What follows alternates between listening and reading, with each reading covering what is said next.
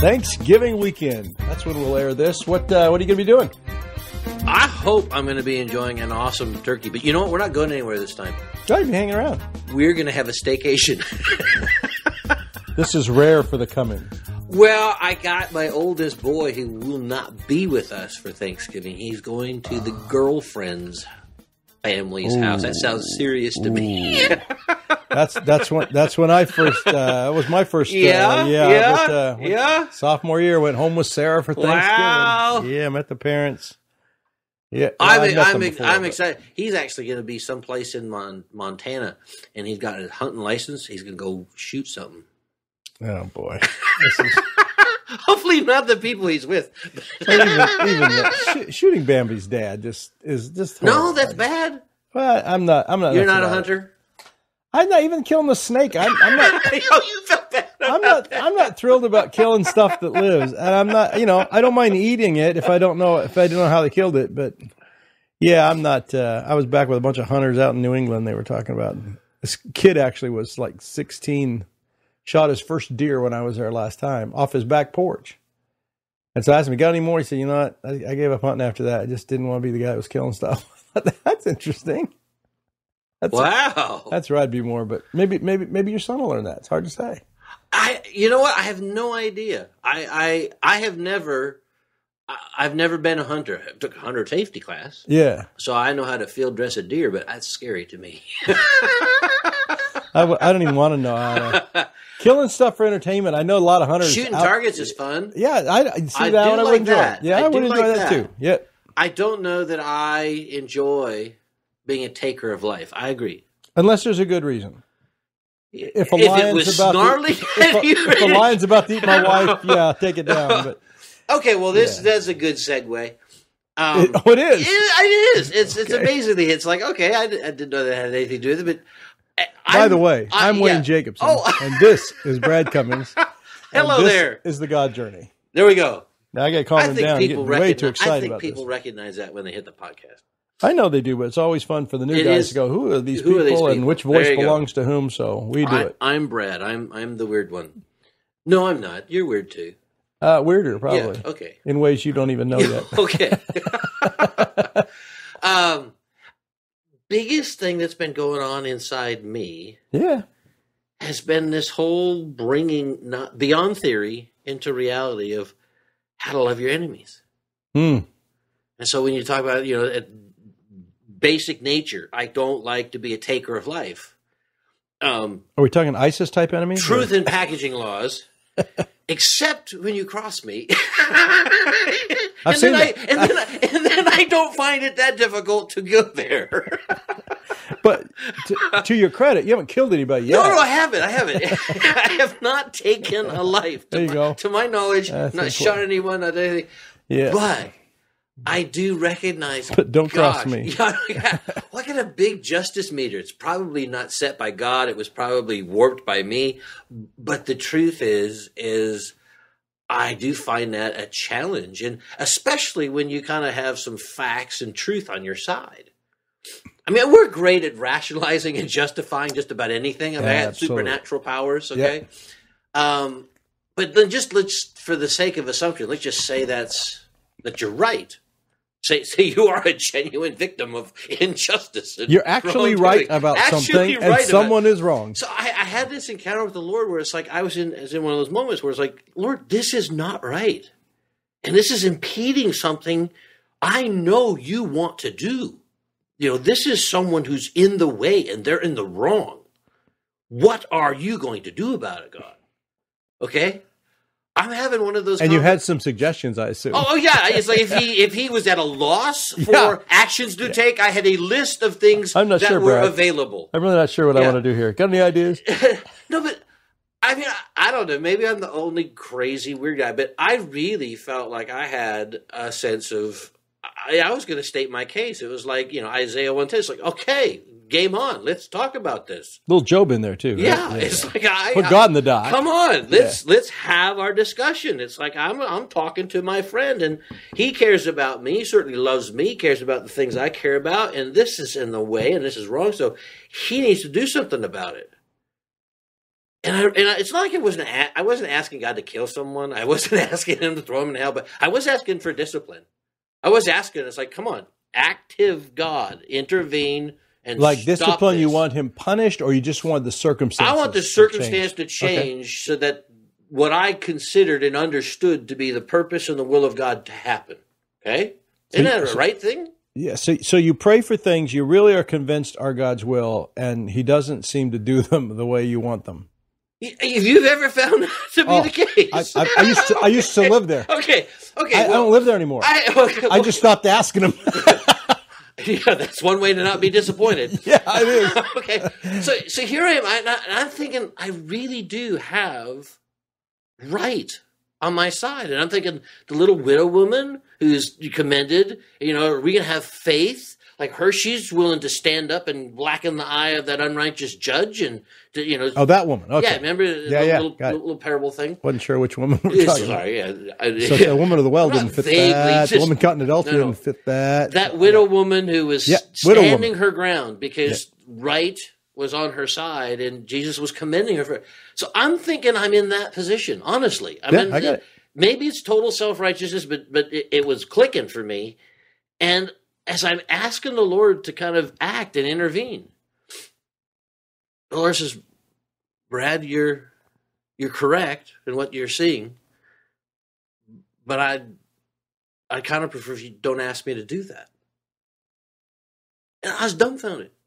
I'm going like, I'm not second guessing that this is me, because I would never make that up. I would know exactly. If I was going to play both sides of the conversation, I knew what I was going to say. God would say, absolutely right. This one took me by surprise. Yeah, oh yeah.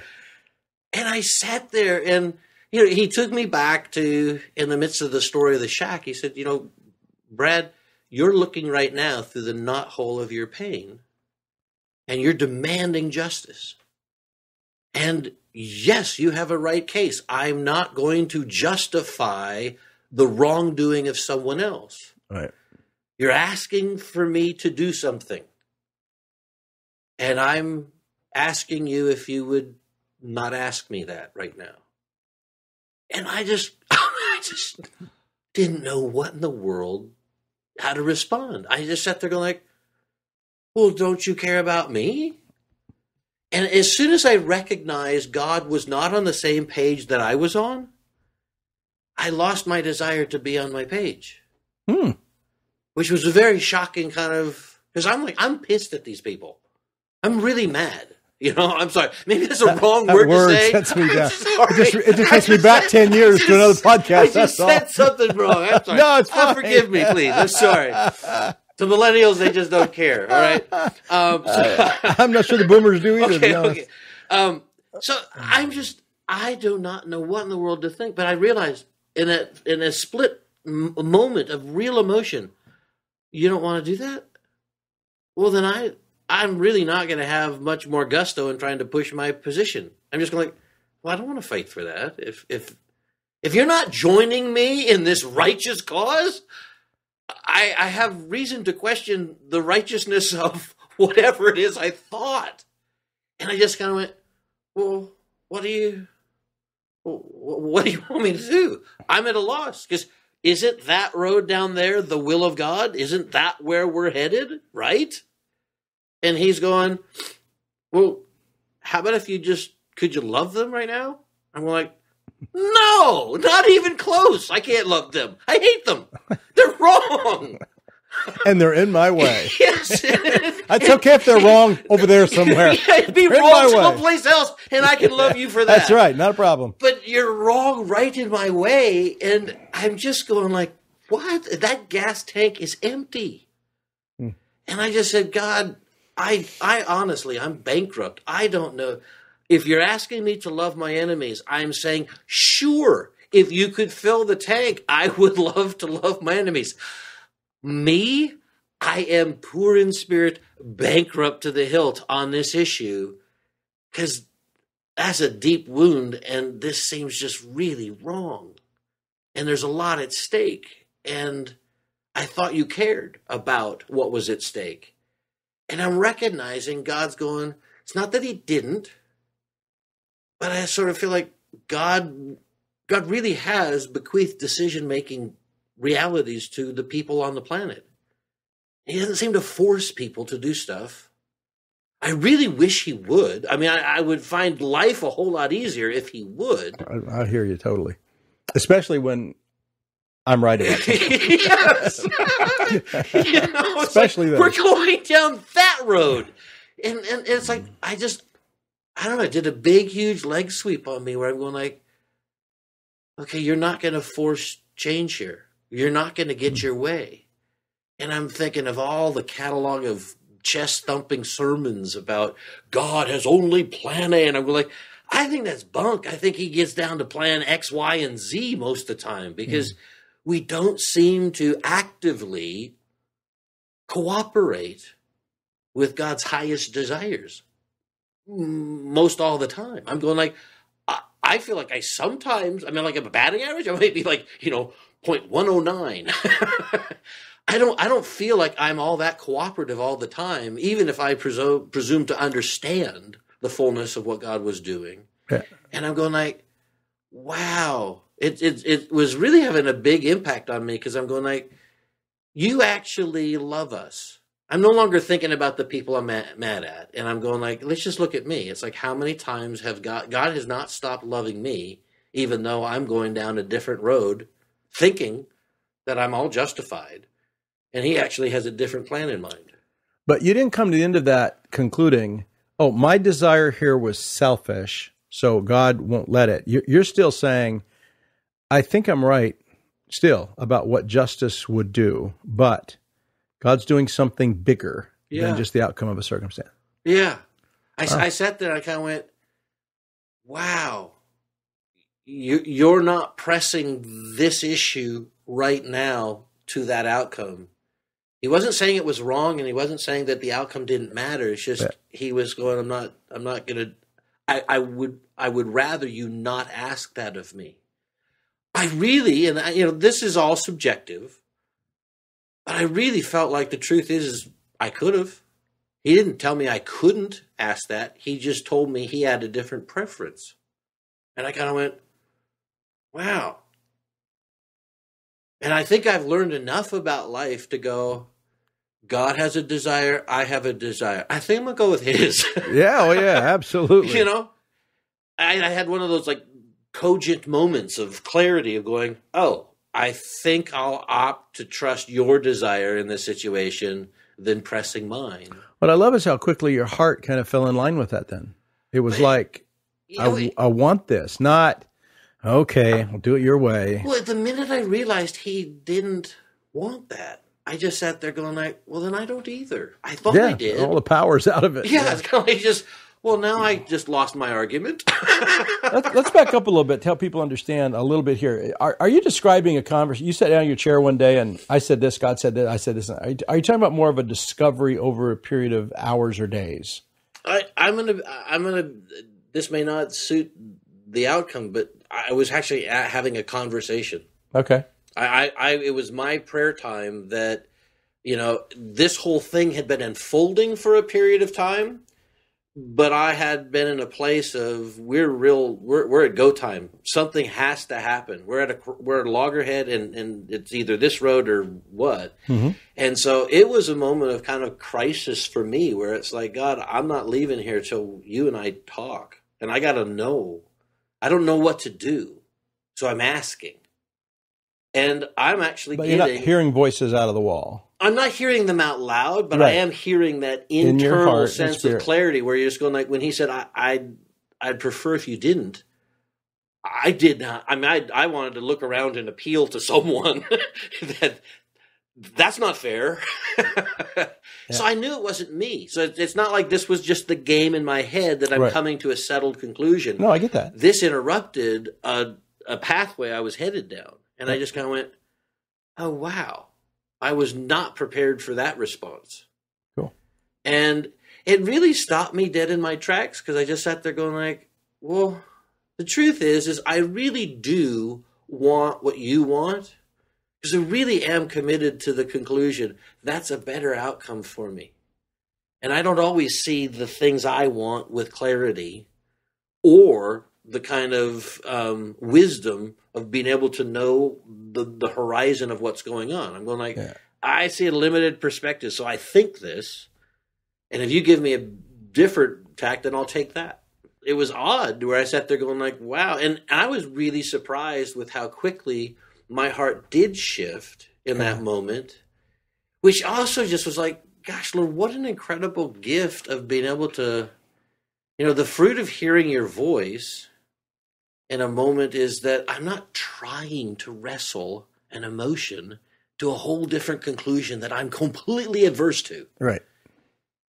His voice nudged my heart into a different space, and I'm going like, well, golly, thanks then, because I do not know how in the world I could have ever gotten there. But stepping back from it a bit, what does it say about, because this is not the first time that I've known you, that you've prayed with something, for something, that you and I would probably sit and both agree, there's a clear right and wrong here, just in terms of justice in the world, right? Yes. And not have the outcome that justice would have led. Did not happen.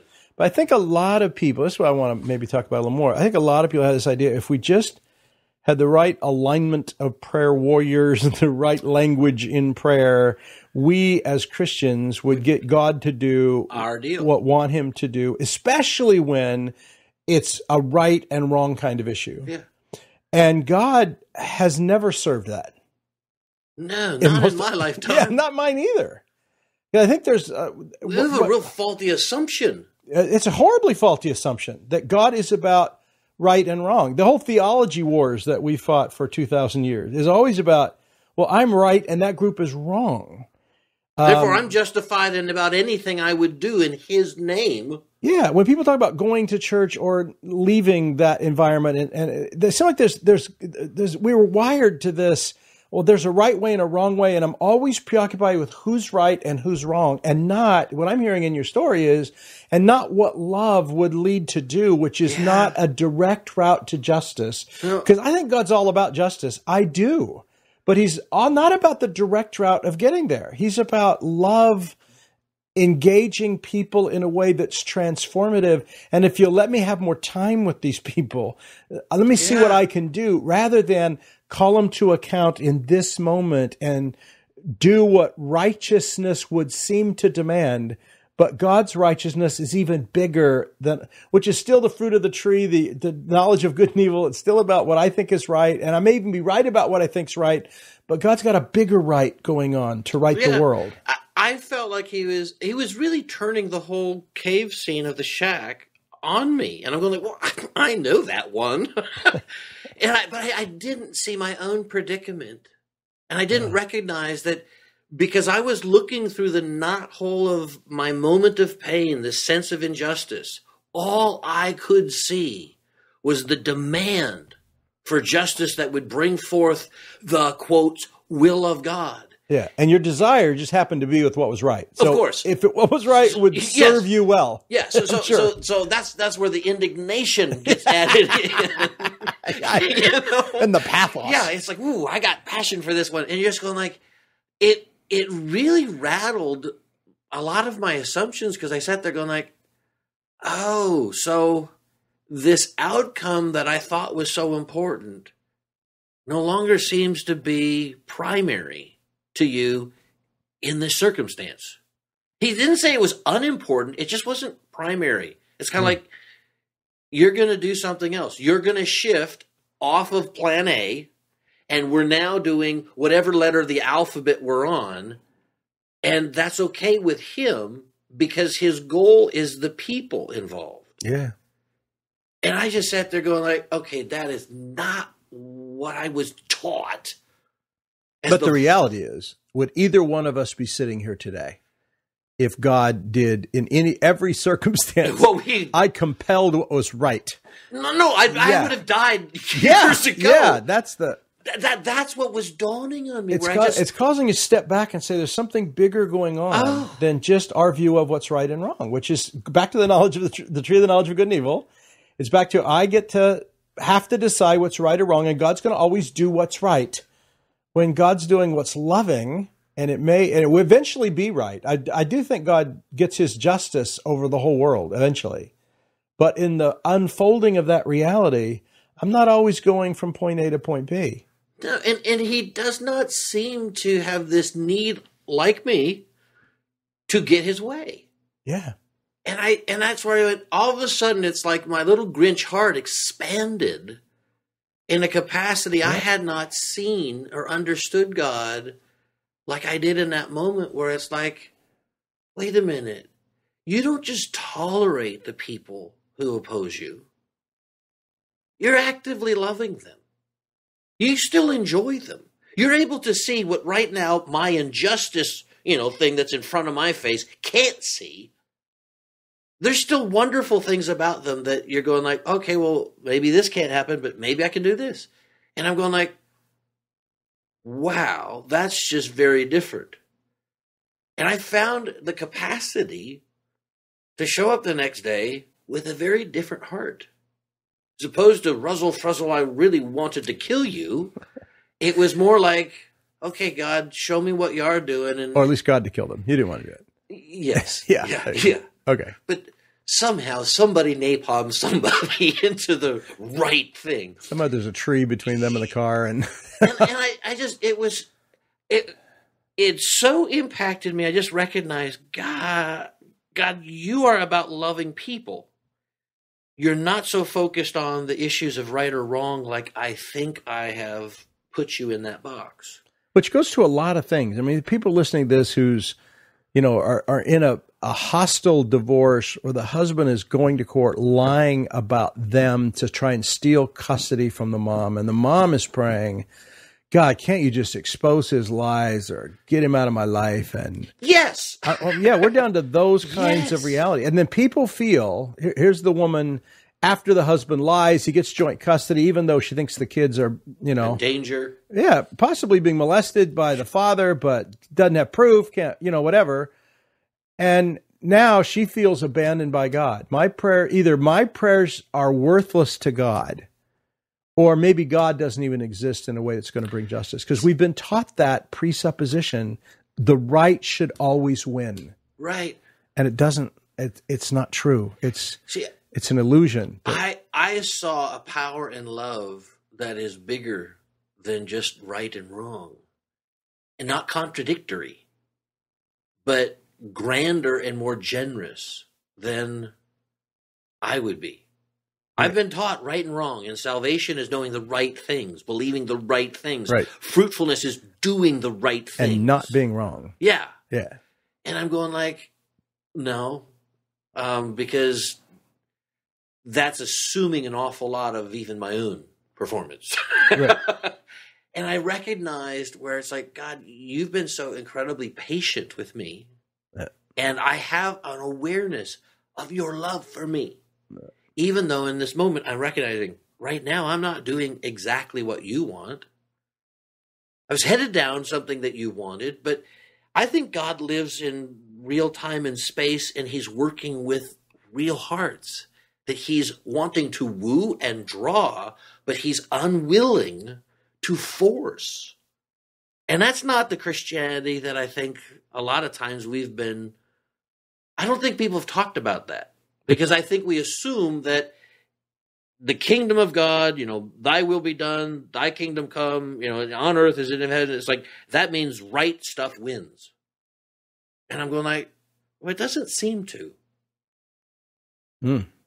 And is God not powerful? Does he not? I just realized love's doing something different at times. And I like that at times, because sometimes just the cruelty of the broken world we live in, evil triumphs. And it's not God loving the evil and letting it triumph. It's the fact that as his followers in the earth, even praying and asking for things, we don't get to right every wrong. We don't get to fix every situation to make it the way we think it should be or would want it to be. And sometimes, like you said, you had a very strong sense that there's a way he's loving these people in your way that's going to be helpful to them. But I would say at other times, it's just you have a dishonest judge, you have a dishonest boss, and sometimes lying and deceit prevails in the world. And it's not God loving, but it is God not forcing. his will on people the way we would want him to. Yeah. And sometimes that's God loving them in a way. Overall, it's God loving because he's not forcing, but it doesn't always mean your molesting husband is being loved by God more than your children are. It was weird. There was not a single sense that God was excusing wrong. Right. Or that justice didn't matter. It was the acknowledgement of that's not where these people are at right now. And you can go to war, and you will get what war brings. Or, Brad, there's option B that I'm kind of hoping you'll choose. And I was going like, wow, God, I was so tied into plan A, right wins.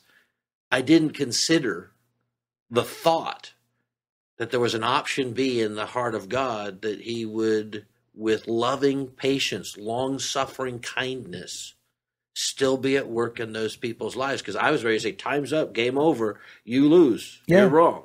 Now, I've seen you in other circumstances where we've been praying about something, or you knew, and I would agree that right was a certain way to go here, and it didn't happen that way. You didn't have this euphoric moment of God revealing that stuff to you. God just didn't do what you wanted. I just had to accept a bad outcome.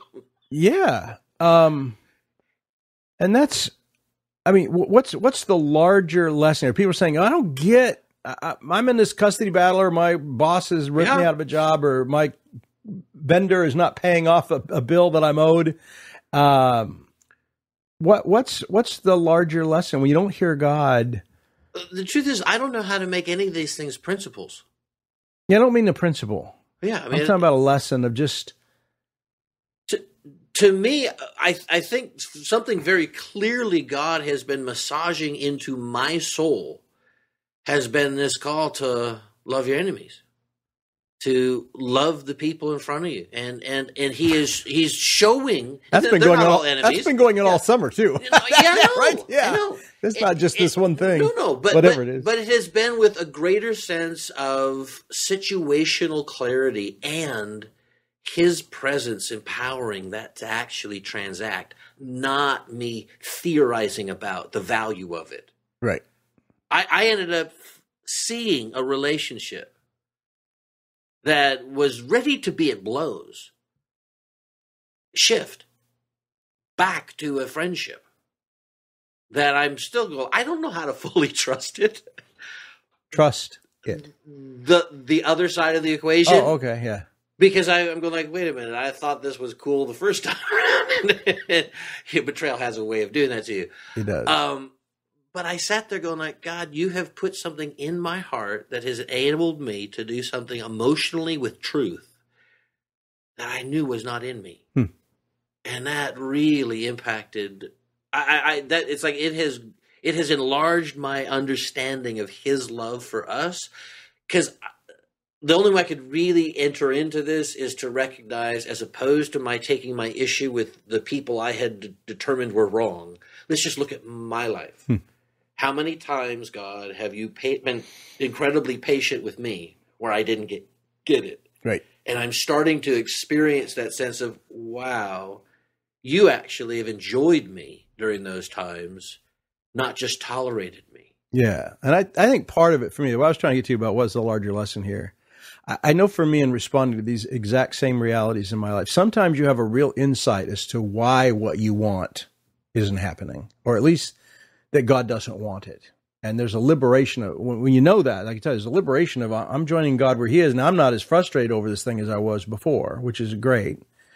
But I also think it invites us into not trying to right every wrong in our life, and not seeing life through this grid of everything should work out right in an objective sense of right v wrong. And I think that invites us back to the space of, if you've got something on your heart, like David praying for his kid to not die when Nathan said he's going to die, pray with all your heart. Go ahead, give it your best shot, because you're welcome to do that. But then when you don't get the outcome you want, what I think it invites us back to is, we really don't know. We're a little cog in a big world. Do what God puts on your heart to do. Listen to him when things are disappointing to you. Don't think God's abandoned you just because you didn't happen, the outcome you didn't get, you didn't want. Learn to lean into his love and learn to listen, because God can give us insight in the things that we're unfolding in. But I know for me, there's a lot of people that just, when everything in my life gets right, when my husband gets right, when my job gets right, when my house gets right, then I'll be happy, is such a lie. None of those things, or few of those things, ever line up in this age. And the contentment of coming inside Father and his love, and when I don't get what I want, and when I'm the victim of injustice, I can find a place in him. It doesn't mean I didn't pray enough, didn't use the right incantation.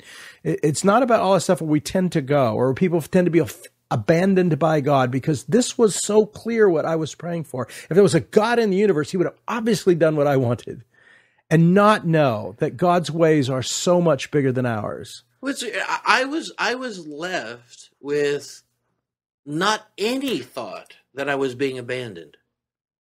Right. I didn't think God was saying, no, I don't care about what's going on. I'm going like, gosh, Lord, this is one of those few times where I think I'm aware you're not asking me to change my conclusion of where you and me hoped this would go. Right.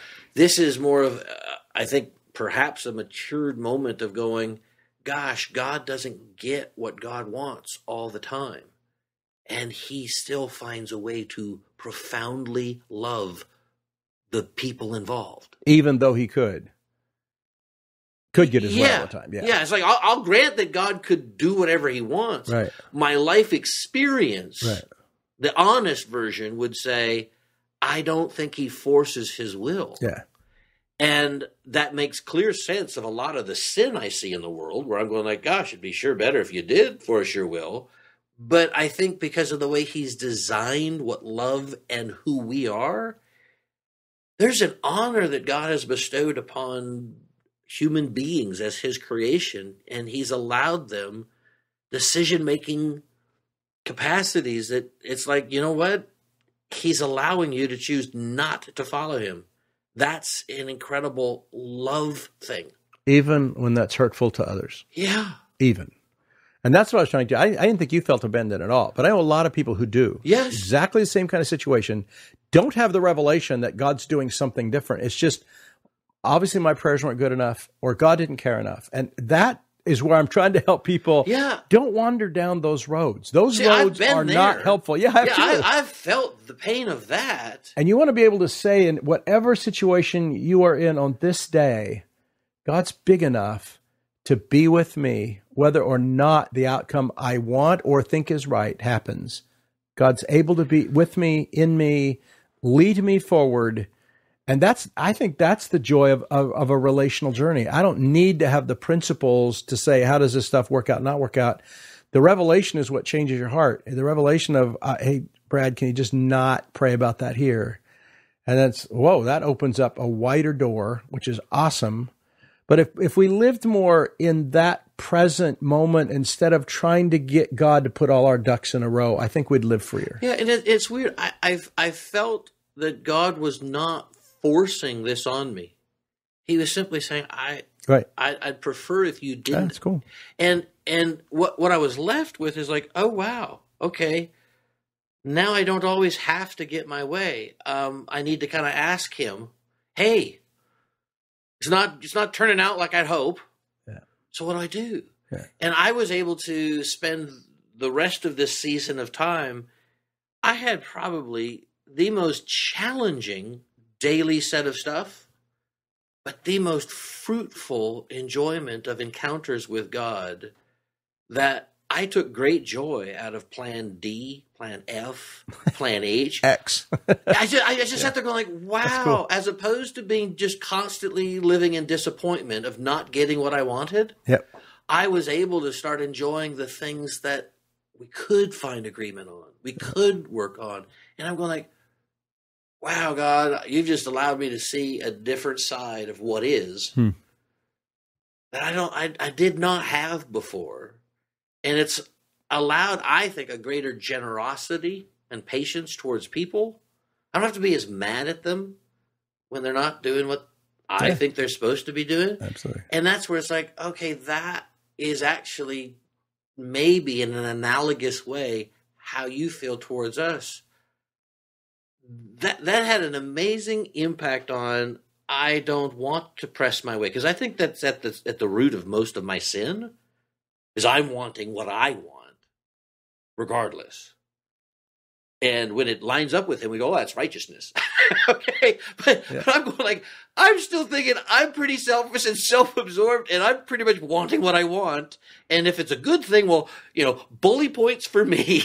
That's right. And when it's a bad thing, how do I somehow hide it or justify it? Yeah. And I'm just going like, Lord, you've never stopped enjoying me in spite of that. And that has removed gee, I want my own way. Yeah. I'm going like, I don't know that I do. And that doesn't even get into the point of how much we want our own way and are convinced it's right when we're wrong. Right. Because that's a big part of it too. But yeah, it's cool. So I don't know. That put a hand grenade in a fair amount of my theology, but I think I came out in a better space. What a free place to live. Yeah. Yeah. In sync with him instead of our own stuff. So happy Thanksgiving to you, even though you're a kid short this year for the first time ever, probably. That's a moment. What else do you find yourself thankful for this time of year? I mean, I just heard in your story of God's provision and I think place with you. I think the thing that I am most excited about is just knowing that if we'll let him, he does want to walk with us. And I just find myself not prescribing what that needs to look like as much, and being able to, I think, dial in more to what he actually is doing than being disappointed with the list that I'm wanting. Yeah. And that's just a different. I'm very thankful for the things I do see that are happening, because I think just there's a broader spectrum of going like, oh, you are at work, yeah, and you're okay when you don't get your way. Wow, that's not our definition of God most of the time. Yeah. Yeah, I find myself very thankful this season just for the work God's doing in Sarah and I, and teaching us to love each other at a level. Her in more vulnerability, me in making more space for her in my life. And that began about 3 years ago, through that whole thing we went through. And I come on this season and just really, really grateful for the growing friendship that we get to have and what we're learning about each other that really has moved our relationship to what I thought was already awesome. It's kind of taken us into a very different space that has been fun. So I'm really grateful for that this year. Hopefully you've got some stuff going on in your life to be truly, truly grateful for in the season that we celebrate. I also like turkey. Yeah, that too. Blessings, brother.